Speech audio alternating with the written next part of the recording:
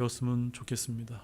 자, 방금 우리가 읽었던 요한계시록 17장 6절에 13절 말씀에 보면 오늘 말씀이 굉장히 어려운 이런 여러 상징들이 많이 등장합니다.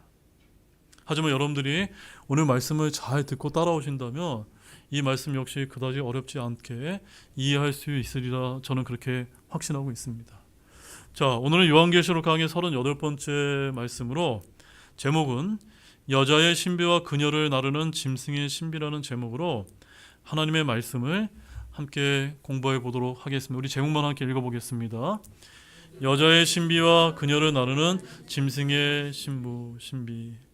자, 요한계시록 워낙 상징이 많아서 참으로 해석도 정말 다양합니다. 제가 어떻게 보느냐에 따라서 그림이 완전히 달라질 수 있는데 저는 오늘 그 중에서도 아주 구체적이고 또 치밀한 논리를 펼치면서 여자의 신비와 그리고 그녀를 나르는 이 짐승의 신비를 하나하나 풀어보려 합니다. 자, 그 장면이 매우 강렬한데 자, 다음 장면을 보게 되면 그림을 한번 여러분들이 이제 상상해 보시기 바랍니다. 아주 화려한 옷을 입은 여인이 있는데 이 여인은 성도들의 피에 취해 있고 그것도 모자라서 방금 우리가 읽었던 말씀에 의하면 7머리와 10뿔을 가진 붉은 짐승 위에 딱 앉아있는 모습을 우리가 그려볼 수가 있습니다. 참으로 기괴하고 충격적인 이미지인데 과연 이 상징들을 우리가 어떻게 해석을 해야만 될까요? 이 여자는 자주색과 주홍색 옷에 온갖 금과 보석으로 치장했다고 했고 또 아주 화려한 모습을 지니고 있습니다. 손에는 또 금잔을 들고 있습니다. 그런데 그 안에 가증한 것들이 가득 차 있고 이마에는 이름표처럼 글씨가 쓰여 있는데 어떤 이름이 쓰여져 있습니까? 5절 말씀에 보게 되면 신비라 큰 바빌론이라 땅의 창녀들과 가증한 것들의 어미라라는 그런 이름이 기록되어 있음을 우리가 지난 시간에 살펴보았습니다. 자, 이 여자가 누구일까요? 이 여자는 특정 인물이나 어떤 단체나 국가가 아니라 바로 한 도시, 시티라고 성경이 우리에게 알려주고 있습니다. 자, 본문 18절 말씀 보십시오. 18절 같이 읽어보겠습니다. 또 내가 본 그 여자는 땅의 왕들 위에 군림하는 저 큰 도시니라 하더라. 이 여자가 뭐라고요? 큰 도시라고 성경이 성경으로 우리에게 풀어서 알려주고 있는 것입니다. 여기 어떤 다른 영적인 해석이 필요 없습니다. 자, 그러면 왜 하필 이 큰 바빌론을 어미라고, 즉 어머니라고 부르는 이유가 뭐라고 여러분 생각이 되십니까? 우리가 지난 시간에 다뤘는데 그냥 바빌론이라고 하면 될 텐데 가증한 것들의 어미라니 뉘앙스가 굉장히 강하지 않습니까?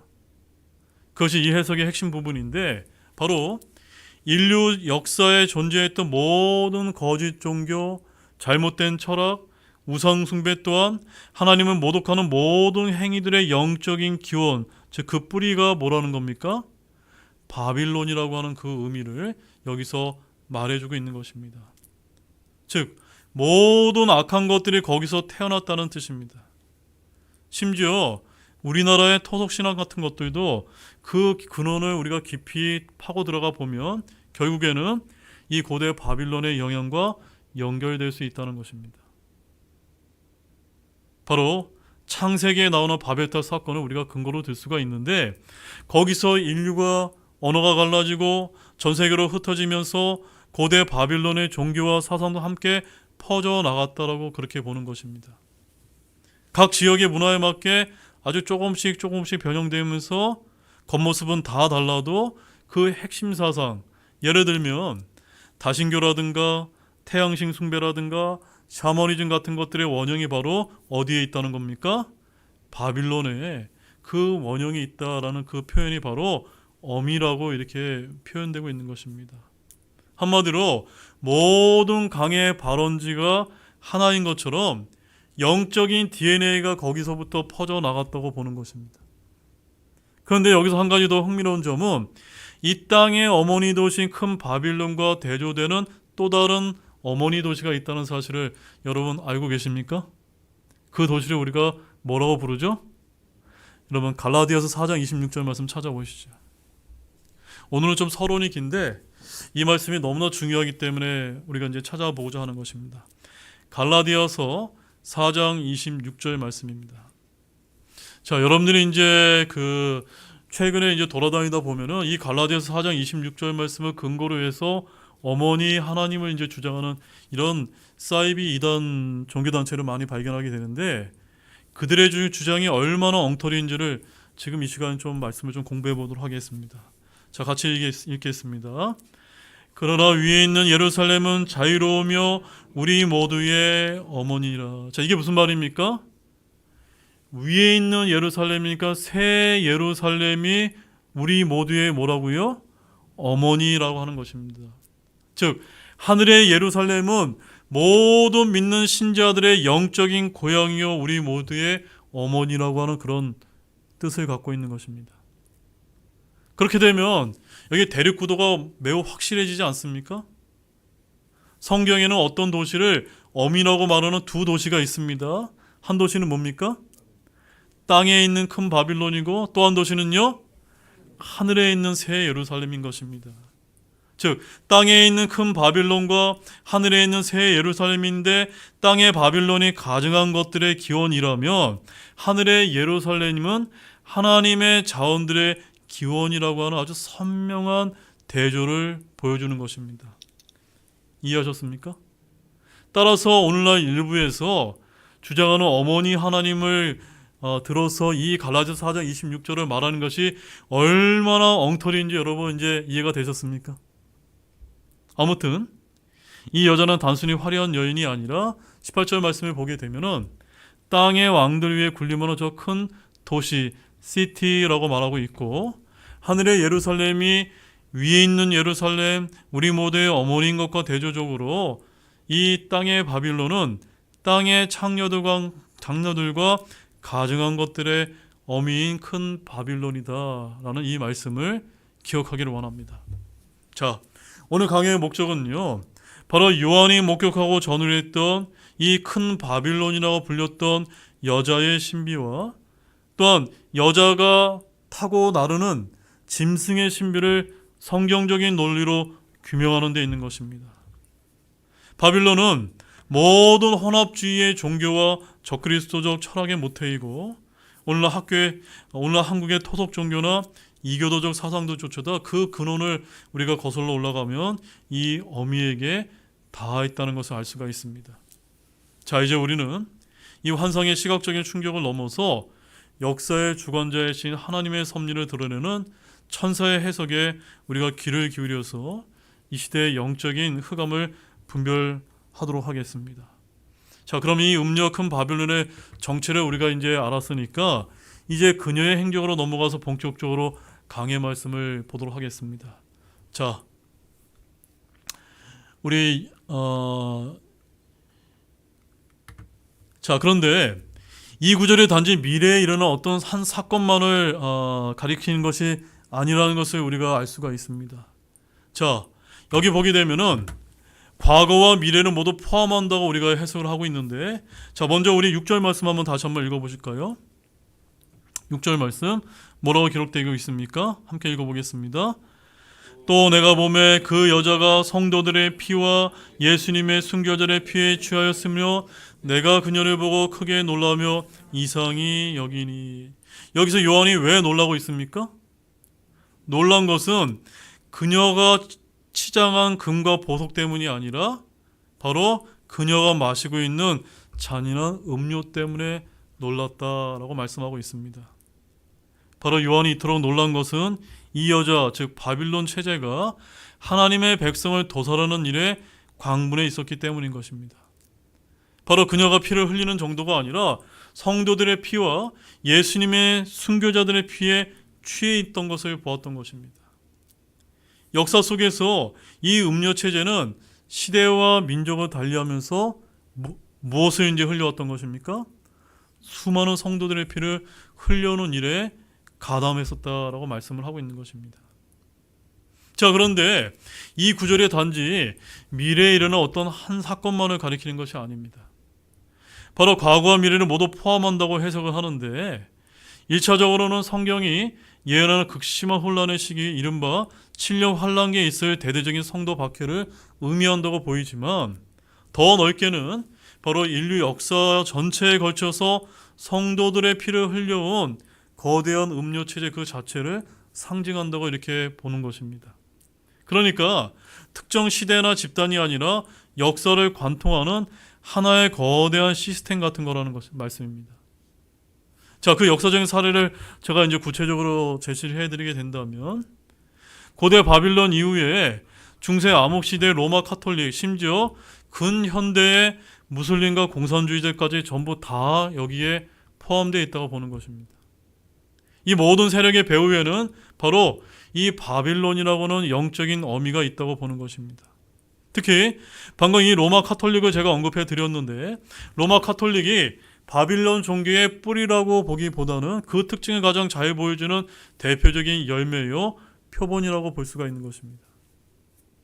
자, 그 근거로는 1184년에 설치된 종교재판소를 들 수가 있는데, 여러분들이 잘 아시는 J.M. 캐롤 박사의 피 흘린 발자취라는 책 여러분 읽어보셨죠? 그 책에 의하면 로마 카톨릭 등에 의해서 순교당한 성경신자가 무려 5천만 명에 달한다는 것을 거기서 밝히고 있습니다. 정말 엄청난 숫자가 아닐 수가 없는데, 최근에 교황청이 공식적으로 이 일에 대해서 사과하면서 인정한 숫자가 몇 명인 줄 아십니까? 약 500명 정도로 합니다.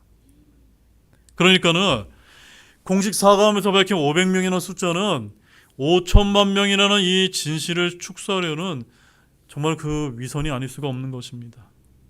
결국 이 말씀의 관점은 시대와 지역 이념은 달랐지만 성경 신자들을 박해했던 모든 세력의 배후에는 결국 바빌론이라고 하는 영적 동일한 DNA가 흐르고 있다는 것을 보여주는 것입니다. 그러니까 서로 다른 시대의 독재 정권이나 종교 세력을 하나의 거대한 영적 혈통으로 묶어서 설명하는 셈인 것입니다. 굉장히 거시적인 관점이라는 것을 알 수가 있습니다. 자, 사도 요한은 아직 태동하지도 않은 로마 카톨릭의 미래를 본 것이 아니라 바로 역사를 관통하며 흐르는 아주 잔혹한 이 신비의 실체를 보고 전율했던 것입니다. 이처럼 잔혹한 여자의 실체에 놀란 요한에게 천사는 이제 그 신비를 하나씩 풀어주기 시작하는데, 자, 그럼 이제 이 여자가 타고 있는 짐승으로 한번 우리가 시선을 한번 옮겨보도록 하겠습니다. 이 여자, 즉 큰 바빌론이라는 거대한 시스템이 혼자가 아니라는 사실입니다.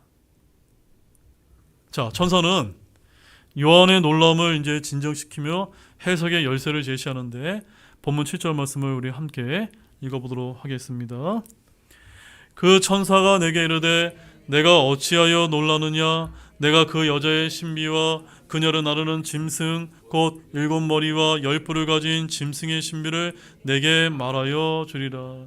여자의 신비와 또 어떤 신비가 나옵니까? 네, 그녀를 나르는 짐승, 즉 짐승의 신비가 두 가지 신비가 나오는 것을 알 수가 있습니다. 여기서 천사는 여자와 짐승을 각각 신비, 미스테리라고 이렇게 이제 지칭합니다. 여러분, 미스테리가 뭡니까? 성경에서 미스테리라고 하는 것은 우리 인간의 지혜로는 알 수 없지만 오직 하나님의 말씀과 계시를 통해 밝혀지는 진리를 우리가 신비라고 부르는 것입니다. 여기서 여자가 신비인 이유는 그녀가 단순한 한 도시를 넘어 모든 우상 숭배의 근원이기 때문이고, 또한 짐승이 신비인 이유는 그가 바로 초자연적인 악의 현현이기 때문인 것입니다. 자, 특히 짐승이 여자를 나르고 있다고 하는 이 묘사는 매우 중요한 정치, 종교적인 유착을 상징하는 것입니다. 바로 종교 체제로 상징되는 이 음녀가 정치 권력을 의미하는 짐승의 힘을 빌려 세상을 미혹하고 성도들을 압제하며, 짐승은 여자의 종교적인 영향력을 이용해서 대중의 경배를 끌어내는 역할을 하게 되는 것입니다. 그래서 이 짐승의 정체는 뭘까요? 적그리스도인이라는 것을 우리가 알 수가 있는데, 이는 성경이 창세기부터 예언해온 악의 계보가 바로 이 종말에 이르러서 한 인격체로 집약된다는 것을 보여주는 것입니다. 자, 그 짐승이 적그리스도의 근거를 우리가 크게 한 세 가지 정도로 들 수가 있는데, 첫 번째 근거는 바로 일곱 머리와 열 뿔을 가진 모습이 구약성경 다니엘서 7장 7절과 요한계시록 13장 1절에 나오는 짐승의 묘사와 정확히 일치한다는 부분입니다. 자, 다니엘서 7장 7절 한번 찾아보실까요? 다니엘서 7장 7절입니다.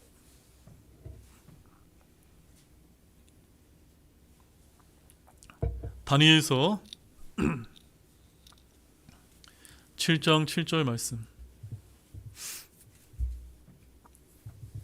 함께 읽겠습니다.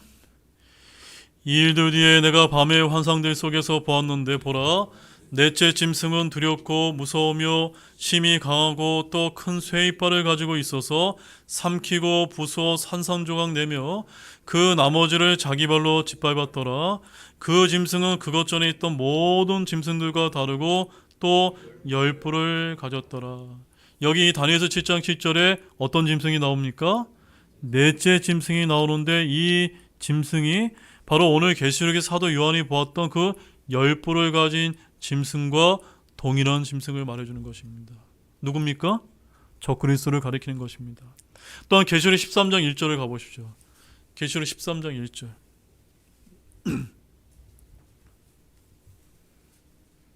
자, 성경의 다른 부분과 연결해서 그 정체를 우리가 지금 파악해보고 있는 것입니다. 같이 13장 1절 읽겠습니다.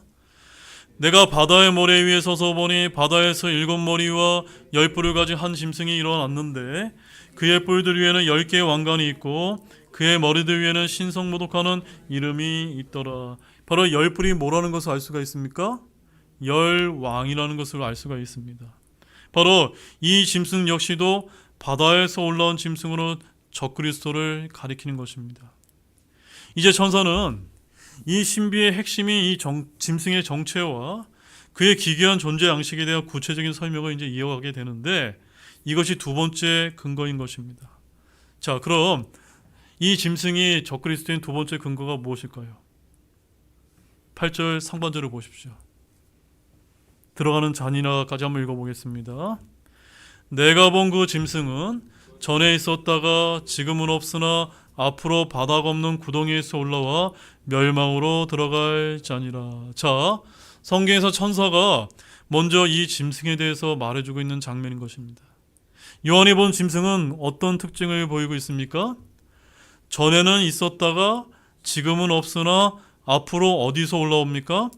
바닥 없는 구덩이에서 올라가 멸망으로 들어갈 자다라고 이렇게 밝히고 있습니다. 여러분, 바닥 없는 구덩이에서 올라오는 점에서 이 짐승은 당연히 적그리스도밖에 없는 것입니다. 이미 앞에서 우리가 이 짐승의 이름까지 들었기 때문입니다. 계시록 9장 11절 말씀 찾아보실까요? 계시록 9장 11절.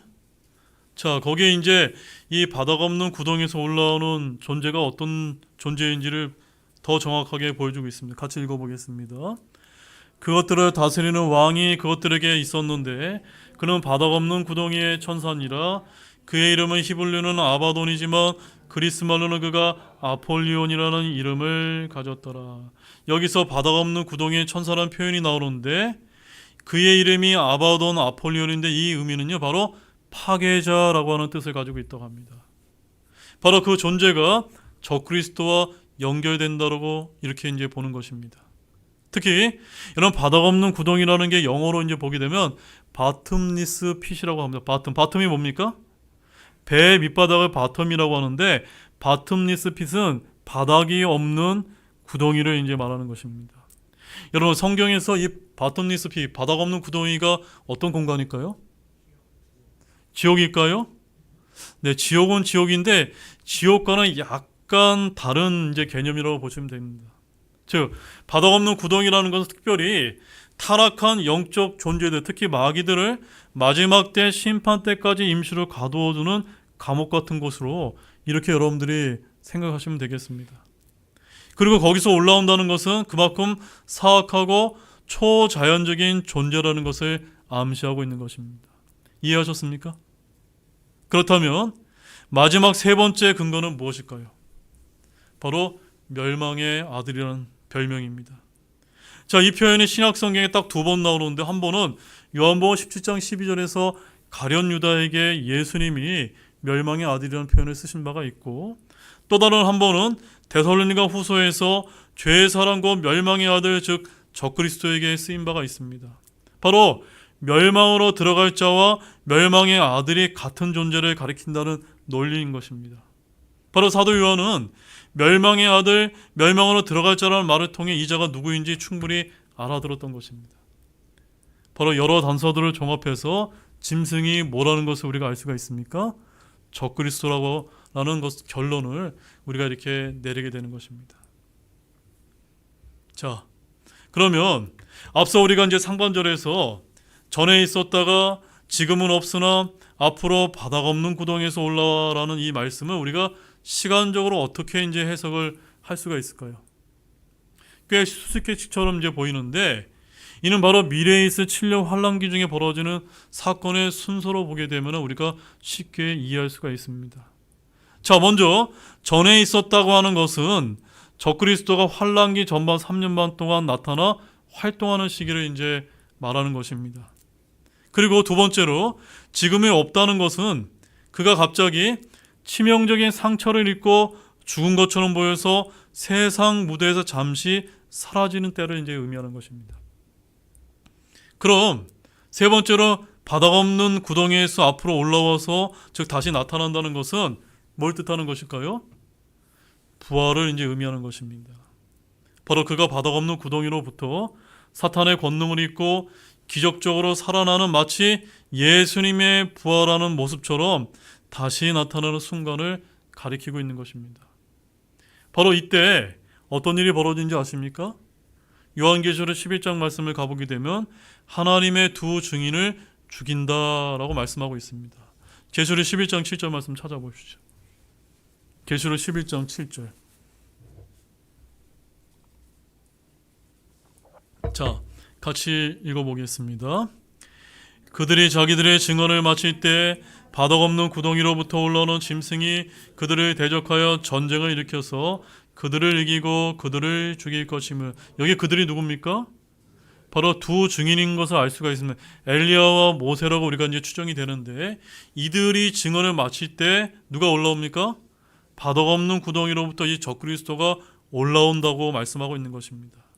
여러분, 이 적그리스도의 기적적인 귀환을 본 세상 사람들이 바로 생명책에 이름이 없는 사람들이 그를 하나님처럼 떠받들게 될 것이다 라는 것을 우리가 어렵지 않게 상상해 볼 수가 있는 것입니다.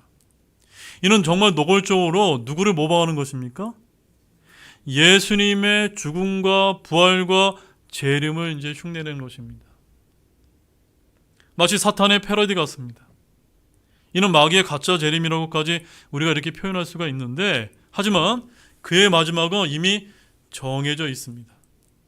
진짜 예수 그리스도께서 재림하실 때 그는 불호수, 즉 영원한 멸망으로 들어가게 되는 것이 그의 운명이라고 말씀하고 있는 것입니다. 계시록 19장 20절 말씀 보십시오. 요한계시록 19장 20절 말씀. 자, 예수님께서 아마겟돈 전쟁을 수행하게 지상 재림하시게 될 때 그 끝에 어떤 일이 벌어졌는지 19장 20절 같이 읽겠습니다. 짐승이 잡히고 또 그 앞에서 기적들을 행하던 거짓 대언자도 그와 함께 잡혔는데, 그 거짓 대언자는 짐승의 표를 받은 자들과 그의 형사에게 경배한 자들을 그 기적들로 속이던 자들이라. 이 둘이 산채로 유황으로 불타는 불호수에 던져지고. 산채로 불호수에 던져지는 두 존재가 누굽니까? 적그리스도라고 불리는 짐승과 또 거짓 대언자로 이 두 존재가 마지막에 불호수에 이제 심판을 받게 되는 것입니다. 자, 다시 8절 하반절을 보십시오. 땅에 거하는 자들로부터 같이 읽어보겠습니다. 땅에 거하는 자들로서 세상의 창건 이후로 생명책의 이름이 기록되지 않은 자들이 전에 있었다가 지금은 없으나 여전히 있는 그 짐승을 보고 놀라리라. 자, 이 말씀을 이제 자세히 봐야 되는데, 우리 신약 성도들은 환란기 때 땅에 거하는 자들이 아니라 어디를 가 있습니까?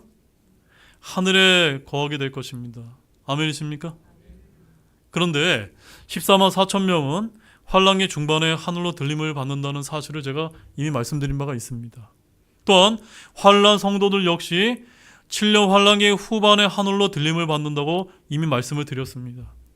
따라서 환란기 때 죽음을 당한 혼돌은 땅에 거하는 자들이 아니라 그들은 제단 아래에서 안식을 취하다가 하늘로 모두 다 들림을 받아 가 있는 것입니다. 자, 그렇다면 땅에 거하는 자들 중에 광야로 도망간 유대인들, 산으로 피한 사람들, 어디론가 숨어서 환란기가 끝나길 기다리는 사람들은 주님이 오시는 지상재림의 날까지 끝까지 견뎌서 구원을 받게 되는 것입니다. 근데 본문은 땅에 거하는 자들로서 뭐라고 표현하고 있습니까? 세상의 창건 이후로 그 이름이 생명책에 기록되지 않은 자들이라고 지칭하는 것을 봤을 때 이들이 요한이 본 그 짐승을 보고 어떤 반응을 보입니까? 놀랄 것이다 라고 이렇게 말씀하고 있는 것을 주목하시기 바랍니다. 전에 있었다가 지금은 없으나 여전히 있는 그 짐승을 보고 놀라게 되는 것입니다. 바로 놀래서 이 적그리스도인 짐승에게 뭐 할까요? 경배하게 될 것이다 라고 말하고 있는 것입니다. 계시록 13장 8절 말씀 보십시오. 계시록 13장 8절. 자, 함께 읽어보겠습니다. 땅에 거하는 모든 자들 곧 세상의 창건 때부터 죽임을 당한 어린 양의 생명책에 이름이 기록되지 않은 자들이 그에게 경배하리라. 그가 누굽니까? 예, 전에 있었다가 지금 있으나 앞으로 올라오게 될 그 짐승 적그리스도에게 어린 양의 생명책에 이름이 기록되지 않은 자들이 경배하게 될 것이다 라는 말씀인 것입니다. 여러분, 이 말씀을 잘 주목해서 보십시오. 성경에서 하나님이라 불리는 사람이 있고 계속해서 짐승이라 불리는 사람이 있습니다. 짐승이라 불리는 사람은 전에 있었다가 지금은 없으나 여전히 있는 존재로서 땅에 거하는 모든 사람의 경배의 대상이 될 것입니다. 이 땅에서 100세도 못 사는 사람들이 이런 사람은 불면의 존재로 보일 수밖에 없습니다. 바로 어린 양의 생명책에 이름이 기록되려면 누구를 믿어야 됩니까? 예수님을 믿어야만 됩니다. 우리의 이름은 그렇기 때문에 하늘에 이미 있다는 것을 믿으시기 바랍니다. 누구든지 예수 그리스도를 믿는 순간 하늘에 그 이름이 기록됩니다. 그래서 성경은 말하기를 누구든지 생명책에 기록된 것으로 드러나지 않는 자는 불호수에 던져진다라고 강조하고 있는 것입니다. 여러분, 계시록 21장 27절 말씀 가보십시오. 우리가 앞서 살펴봤던 그 위에 있는 예루살렘, 새 예루살렘에 누가 들어가게 될까요? 계시록 21장 27절입니다. 함께 읽겠습니다.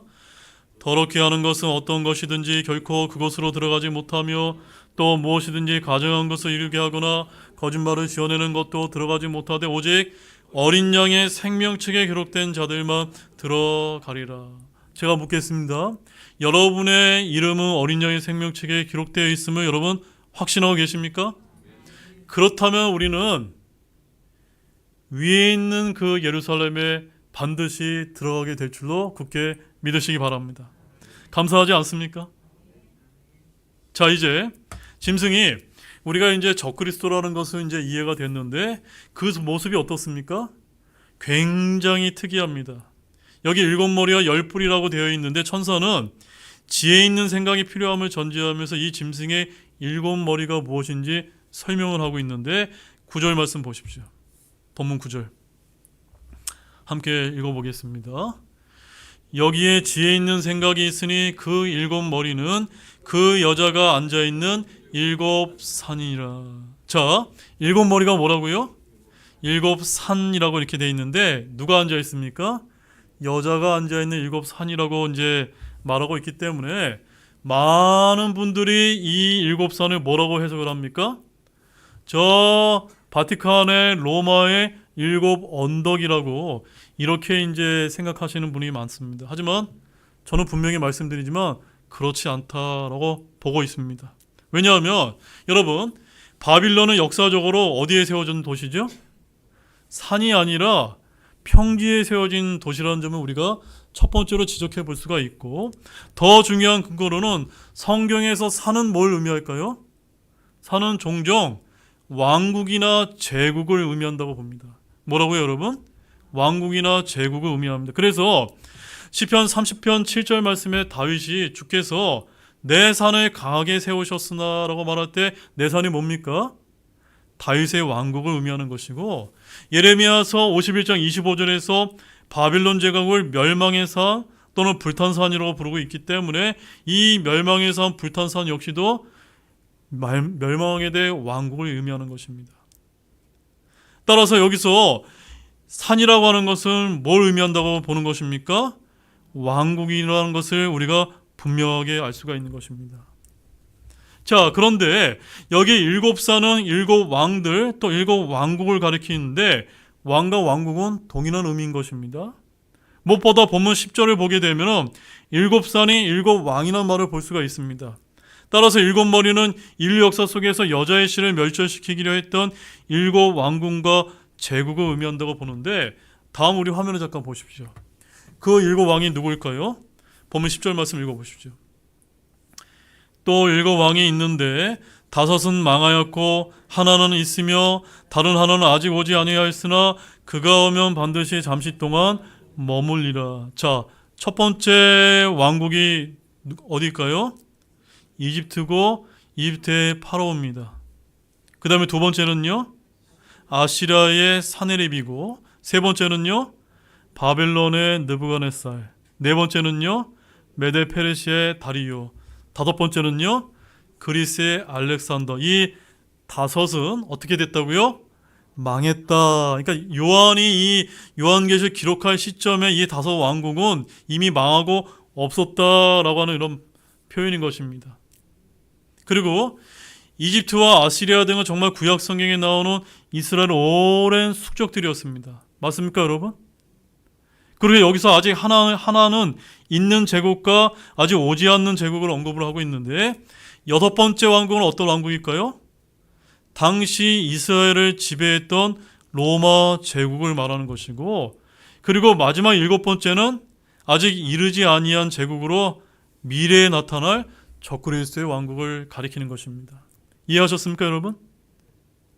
자, 그래서 이 일곱 제국 왕국들의 두 가지 뚜렷한 공통점이 있는데, 첫 번째 공통점은 바로 모두 이스라엘 민족은 말살을 했거나 극심하게 억압을 했다는 점입니다. 그래서 여러분 잘 아시다시피 이집트의 유아 사례나 아시리아의 포위나 하만의 몰살 음모가 다 뭐하고 관계가 있습니까? 유대인들을 통해서 메시아가 오는 그 여자의 씨를 끊어버리려고 했던 것입니다.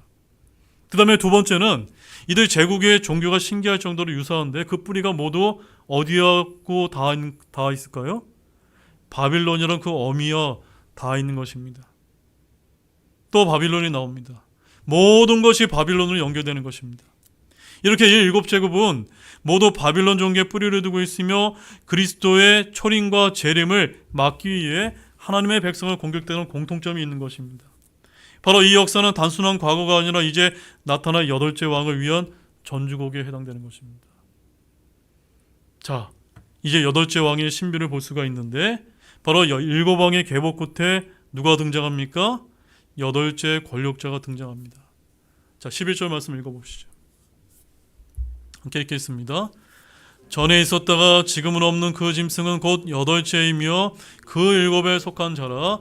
그가 멸망으로 들어가인다. 여러분, 한번 여러분 답변해 보시죠. 일곱 번째 왕이 누구라고요? 적그리스도 아닙니까? 근데 그 적그리스도가 일곱째이면서 또 몇 번째에 해당됩니까? 여덟 번째에 속하는 것입니다. 왜 그럴까요, 여러분? 바로 그 부분이 바로 제가 앞서 이제 이야기했던 짐승의 죽음과 부활의 퍼즐과 딱 맞아떨어지는 그 지점인 것입니다. 바로 일곱 번째 왕인 적그리스도가 죽었다가 부활하면서 완전히 새로운 형태의 왕국, 즉 여덟 번째 왕국을 다시 세우게 된다는 말입니다. 즉 왕국의 형태는 바뀌지만 인물은 동일하기 때문에 일곱에 속한 자이면서 동시에 여덟 번째 왕이 된다는 설명인 것입니다. 자, 이것을 제가 조금 더 쉽게 설명을 드리면, 어떤 회사의 CEO가 회사를 이끌다가 잠시 물러났는데 그 사이에 회사가 거의 망할 지경에 답니다. 그러다가 그가 완전히 새로운 자본과 기술로 돌아와서 회사를 되살리고 이름도 바꿔버린 것과 똑같은 것입니다. 그렇게 되면 사람은 같지만 다른 회사가 된 그런 느낌일 것입니다. 따라서 이것이 바로 7번째와 8번째는 같은 인물이라는 것의 이 해석의 핵심이 되는 것입니다. 바로 7에 속한 자이면서 동시에 8번째라는 설명은 바로 이 짐승이 적그리스도의 독특한 정체를 밝혀주고 있는 것입니다. 그런데 여러분, 본문 13절 말씀 보십시오. 함께 읽겠습니다. 내가 본 열뿔은 열왕인데 그들이 아직 아무 왕국도 받지 못하였으나 그 짐승과 더불어 1시간 동안 왕으로서 권능을 받으리라. 자, 이 짐승과 함께 누가 또 등장합니까? 열뿔로 상징하는 열왕이 칠려 환란기 마지막 때 얼마 동안이요? 1시간 동안 왕으로서 권능을 받는다고 말합니다. 즉 여기서 열왕은 아직 영토를 가진 정식 왕들이 아니라 짐승의 통치 체제 안에서 임명된 일종의 예비 왕들, 예비 통치자들에 해당되는 것입니다. 이들은 짐승과 더불어 1시간 동안만 권세를 받아 다스리게 될 일종의 연합 세력인데, 이는 악의 권세가 지극히 일시적이고 유한함을 보여주는 것입니다. 그 다음에 본문 13절 읽어보시죠. 이들이 뭘 할까요? 같이 읽겠습니다.